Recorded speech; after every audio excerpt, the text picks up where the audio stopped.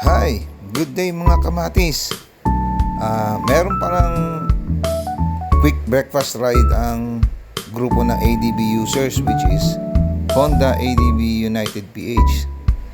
So, itong group naman na ito ay libre, ang wala silang membership. So, through online, pwede kayo sumama basta Honda ADB users. So, tara, sama tayo.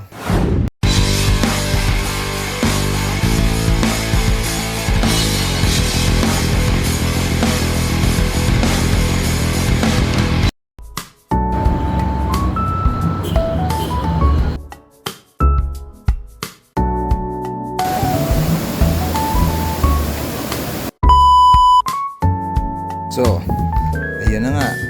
Dahil nabasa natin sa page nila sa FB na meron silang quick breakfast ride.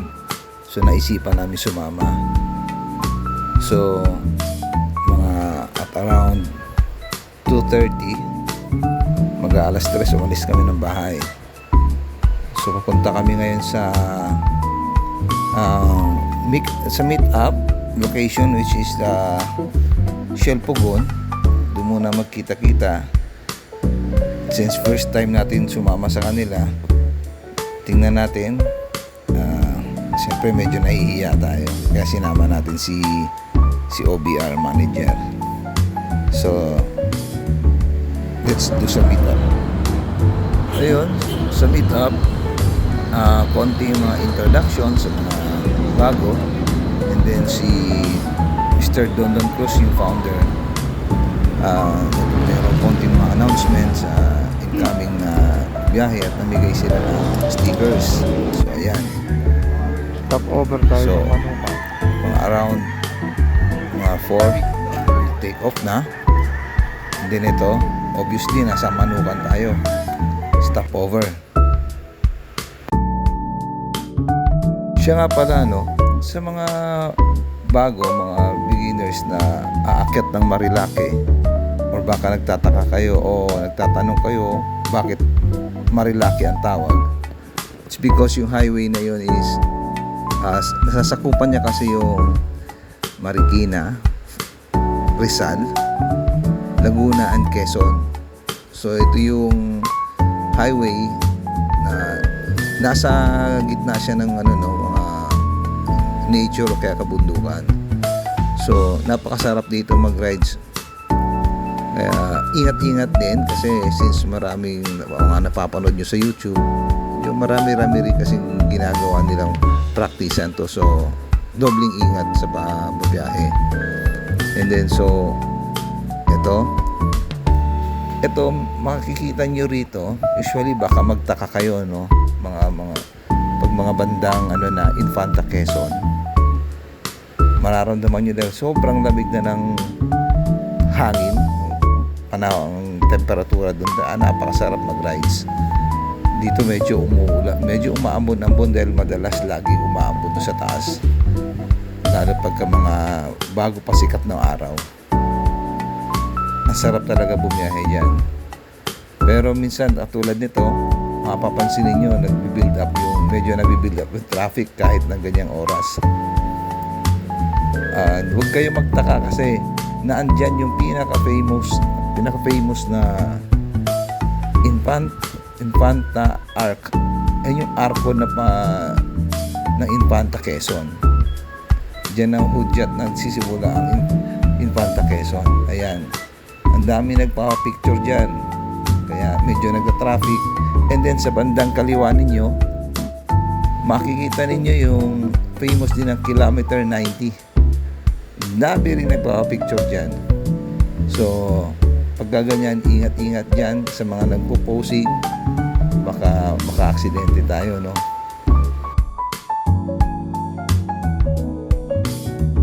Napakasarap talaga bumiyahe dyan, mare-relax ka, kaya napakaraming nag-ride ng Marilake. Sa mga puno pa lang, sa kulay ng langit at mga kahoy, mga halaman, ay talagang nakaka-relax talaga bumiyahe ng Marilake. So ayan, medyo basa-basa yung kalsada kasi nga umaambon siya lightly. And then kapag ganitong nagsisimulang sumilip ang araw, diyan na nagsisimula gumanda yung tanawin dyan sa Marilaki. Kasi diyan mo na mapapansin yung mga yung colors of nature. Kumbaga. Ayan. Sarap. Enjoy nyo lang yung view. Huwag kayong maging kamote, no? Para makakaulit kayong bumiyahe sa magandang lugar like Marilaki. Kasi dami na nga aksidente dyan, so huwag tayo dumagdag. Sa pinaka-famous dyan ay yung Jariels. Yan. Isa sa mga unang bulaluhan dyan sa taas. So pero this time, yung grupo ay kakain naman dito sa kabila. Sa bandang unahan lang ng Jariels, yung Marquez Bulaluhan.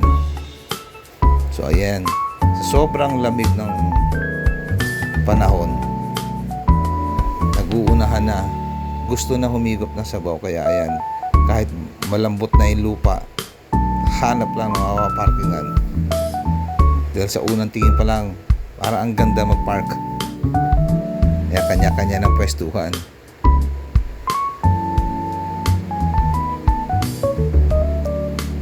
Nga lang, the moment na nakuha namin yung pwesto ng kanya-kanya namin motor, siya naman pala may mas magandang paradahan doon mismo sa tapat ng Marquez Bulaluhan. What? So ayun, hindi nagtagal lilipat din naman pala kami.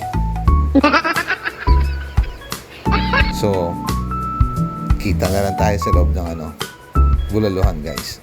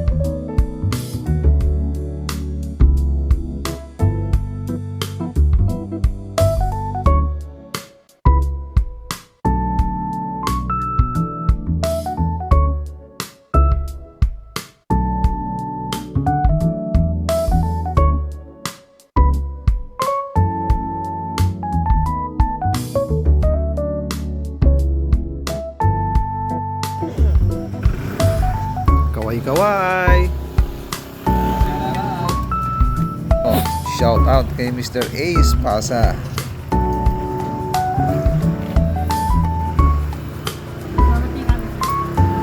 Lobat.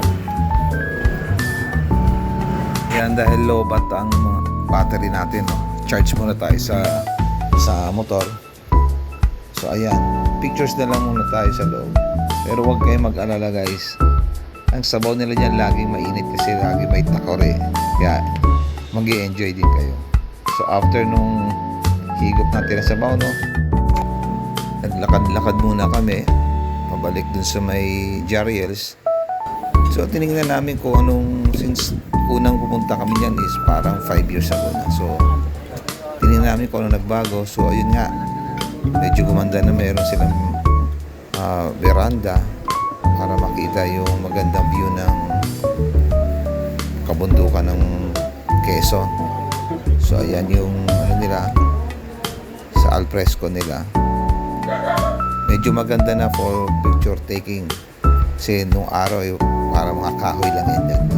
And then after that, proceed na. Medyo ayan na, sumikat na yung araw. Next stop naman, papunta na sa Pinlac Falls. Eto, sabi nila 10-minute ride lang daw from Marquez Bulaluhan ang Pinlac Falls. Pero mukhang na-scam kami, guys. Kasi 10-minute ride, pag 100 plus kph ang takbuhan. So ayan. Dito naman sa banda ng Infanta, dito mas masarap ang view. Compared mo dun sa mga nadadaanan natin, paakyat ng Marilake o sa Bungad, ibang-iba siya kasi makikita mo dito kaliwat kanan mapuno pa siya, no? So nako, makikita mo green na green pa sa paningin ng daanan at wala gaanong mga kabahayan. So napakasarap talagang bumiyahe. So ayan guys, enjoy nyo na lang yung road to Pinlac Falls. Napakasarap talaga bumiyahe dyan guys. Siguro magugustuhan lalo na yung mga beginners dyan, yung mga nag-break in. Ang sarap pag dyan kayo nabiyahe. Ingat-ingat lang kasi since laging umaambon dyan, umuulan dyan sa taas. So kadalasan medyo mabasa yung daanan, yung kalsada. Ito medyo natutuyo na kasi sumikat na yung araw, no? So ayan, enjoy the view.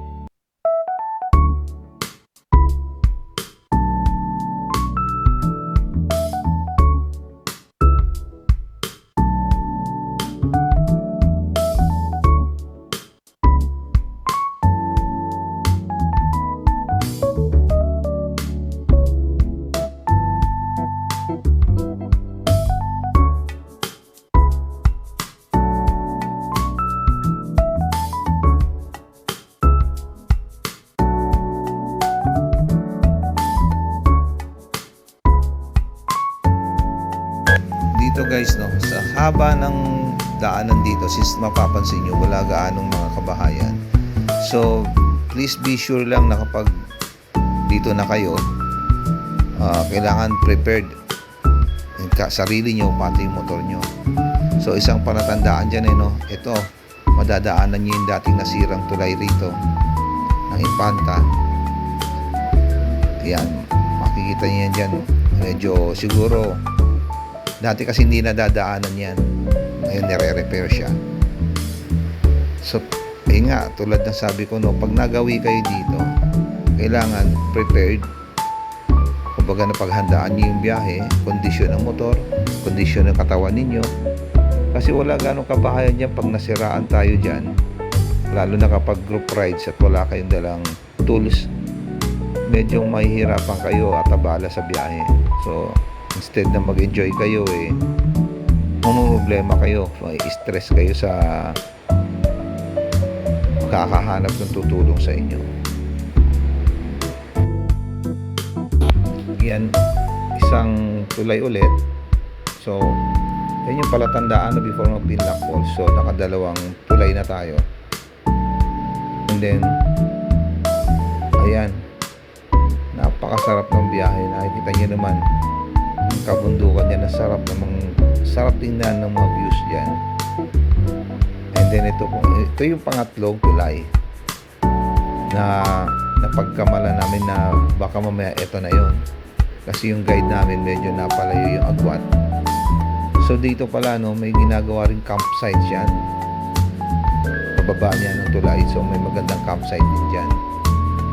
So balang araw mabibisita rin natin yan.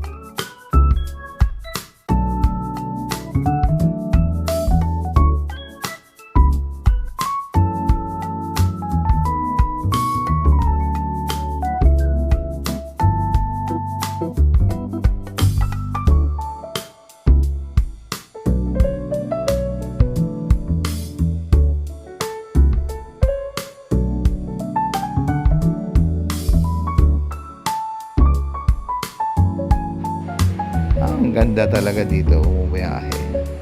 Napakasarap. Ang linis ng kalsada, napaka-green ng paligid. Sarap siguro mag-night ride dito, ano? Minsan nga masubukan mag-night ride.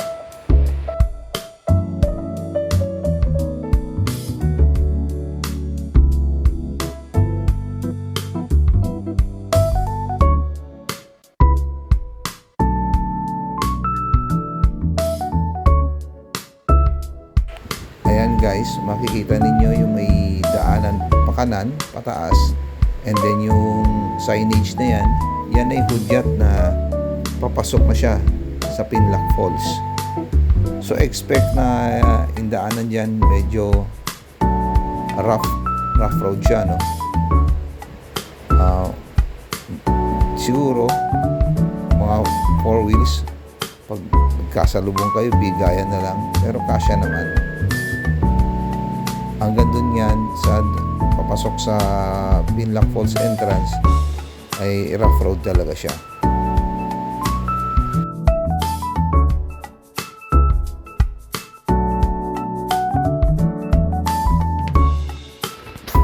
At ito na nga yung bungad ng Pinlac Falls. Ito yung parking area nila, medyo maluwag naman. Ayun, since hindi kami rin nagtagal sa loob nun, tiningnan lang namin. Pero sa mga mag-i-stay, meron silang cottages na affordable naman.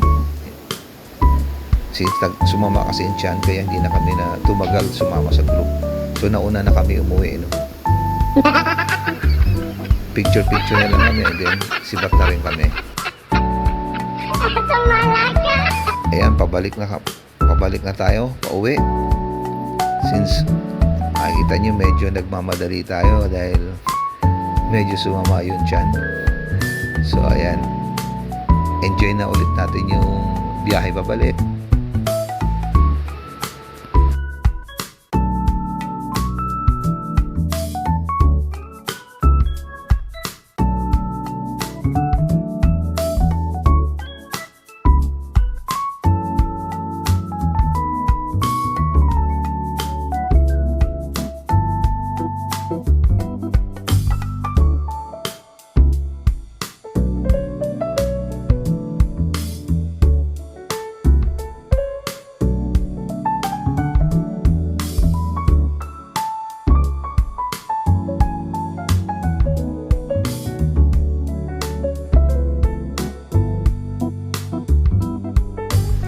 Para nung pabalik, madadaanan ulit natin yung Arco ng Infanta. Ito, makikita nyo napakadami ng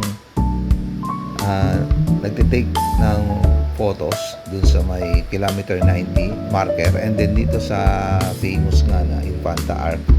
Itong arco talaga ng Infanta na to, diyan talaga madami nagpapapicture. Kaya kung tutuusin ito, konti pa lang yung mga riders na naandyan kasi nga medyo maaga pa. Makikita nyo dyan, no? Mga picture sa YouTube. Ayan, gumigit na yung mga yan para makakuha ng picture sa arco ng Infanta. Problema dyan, yan yung nagkukos ng traffic dyan. Ayan. Makikita nyo yung may 4-wheel. Hindi makakadaan yan. Kasi nga, merong nagpapapicture. So tayo, habang nagpe-prepare ako dyan ng cellphone, no? Didiskarte rin tayo. Paano tayo makakapag-picture sa napakasikat na arko ng Infanta. Tsaka don't worry pala guys, no? Kapag wala kayong kasama at gusto niyo magpa-picture dyan, may mga lokal dyan na nag-aabang sa mga riders katulad yan ni Kuya, oh. Yan. Pag nakaramdam yung mga yan, sasabihan ka lang naman dyan kung gusto mo magpa-picture. Willing sila dyan. Pa-picture kayo. Abutan nyo ng donation. Kahit magkano. Happy na yung mga yan. Kaya ayan. Pwesto na tayo. Since hindi kami makapwesto talaga ng maayos dahil napakarami doon sa nauna sa amin. Discarding konti lang. Makita lang yung arko. Sapat na sa amin yan.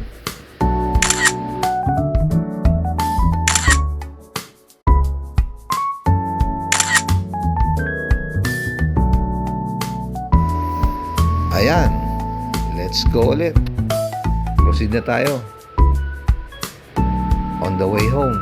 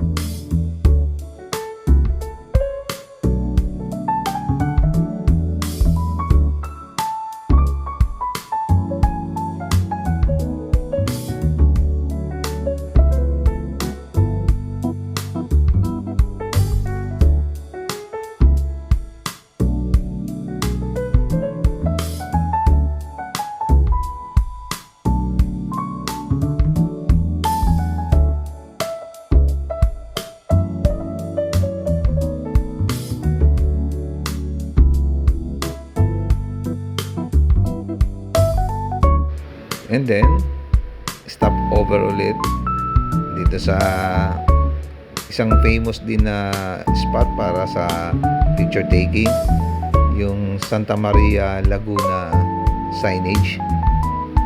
Ito swerte rin dahil konti lang din yung nabutan namin tao pa, no?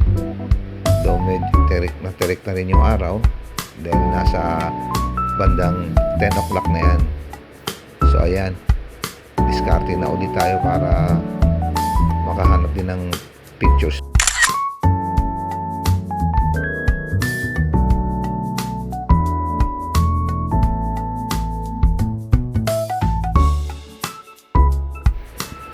Hindi na ako gano'n nagpa-picture. Si OBR na lang nagpicture, and then after makabili ng mga ngata sa daan, may mga titinda rin kasi ng mga mani dyan.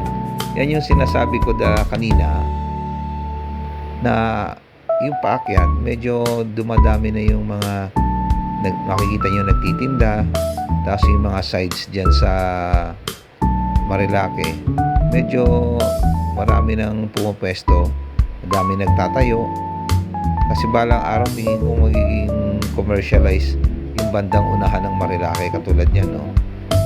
Kasi sa dami nga ng riders na umakyat, naging location na din to as motorcycle tourism. So siguro minamaximize nila, take yung opportunity na magtayo ng negosyo dyan, ano. May benefits naman yan both sides, no? Dun sa lugar, sa community, para makatulong sa mga nagnenegosyo, and then para din sa riders. Pero sana ma-regulate nila para hindi ganong ma-crowded, no? At pati yung pwesto siguro ma-regulate din para hindi nagkakos ng mga traffic. So for now, ito lang muna, no? So salamat sa mga nanood. So I hope help me to grow this community. Shout out sa mga taong naging part nito, no? And thanks for watching, guys.